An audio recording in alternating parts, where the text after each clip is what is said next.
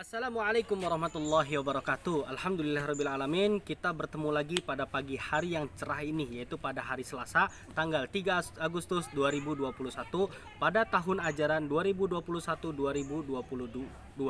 ya. Baik anak soleh dan solehah yang semoga dirahmati Allah Subhanahu wa taala. Kemarin Pak Salam sudah menyampaikan pada mata pelajaran kelas 8 Tauhid. Nah, pada hari ini ada mata pelajaran diniyah yang Pak Salam ampu selain Tauhid, yaitu Fikih Ibadah. Ya, Fikih Ibadah. Baik anak soleh dan solehah yang semoga dirahmati Allah Subhanahu wa taala. Sebelum kita memulai kegiatan belajar mengajar online pada pagi hari ini, alangkah baiknya kita berdoa dulu kepada Allah Subhanahu wa taala agar ilmu yang kita dapat itu berbarokah, baik untuk diri kita sendiri maupun untuk orang lain ya. Baik anak soleh dan solehah yang dirahmati Allah Subhanahu wa taala, isti'dadan doaan. A'udzu billahi minasyaitonir rajim. Bismillahirrahmanirrahim. Raditu billahi rabba wa bil islami dina wa bi Muhammadin nabiyyan wa rasula. Rabbi zidni ilma warzuqni fahma. Allahumma fakkini fid din. Amin amin ya rabbal alamin. Baik anak soleh dan solehah, untuk selanjutnya pada pertemuan pertama kali ini pada mata pelajaran fikih ibadah, di sini Pak Salam hanya menyampaikan materi-materi yang akan kita pelajari nanti selama 1 tahun ke depan. Pak Salam belum masuk ke dalam materi dulu, hanya saja Pak Salam pada pertemuan kali ini menyampaikan materi apa saja yang akan kita pelajari, karena yang Pak Salam inginkan sebelum kita memulai pembelajaran pada minggu depan, kita akan membahas tentang fikih ibadah. Anak-anak soleh dan soleh itu sudah memiliki gambaran, deskripsi apa sih yang akan kita pelajari minggu depan dan seterusnya. Ya, maka dari itu akan Pak Salam sampaikan di sini di awal pertemuan kita pada mata pelajaran fikih ibadah. Yang pertama adalah di sini kita akan pada semester pertama kita akan membahas tentang sholat.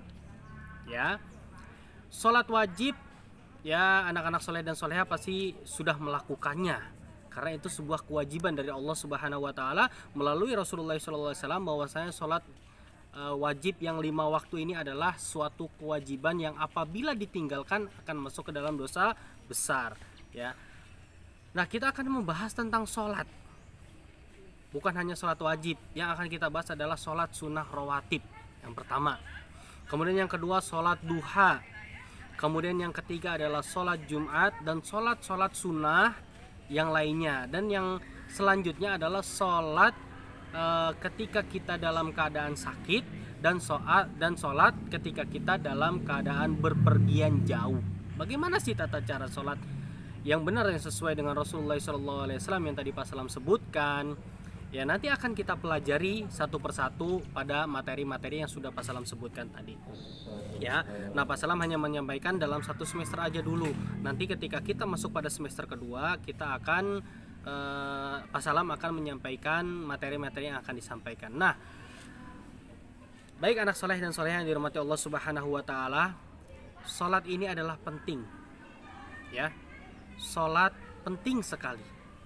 Karena apabila kita sholat, terutama sholat wajib yang nanti disempurnakan dengan sholat-sholat sunnah rawatib, itu akan mempengaruhi kehidupan kita.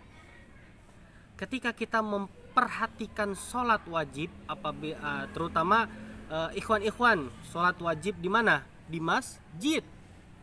Kita memperhatikan sholat wajib, maka kehidupan kita yang lainnya ya itu akan disiplin juga, karena kita disiplin untuk memperhatikan sholat wajib.